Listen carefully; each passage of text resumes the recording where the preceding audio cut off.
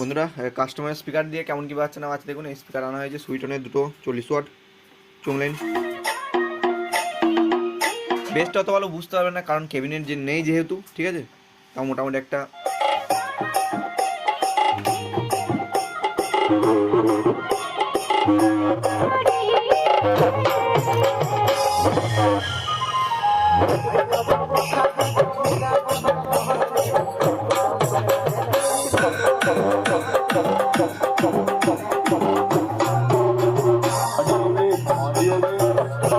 recording Sudra Purbo Bardhaman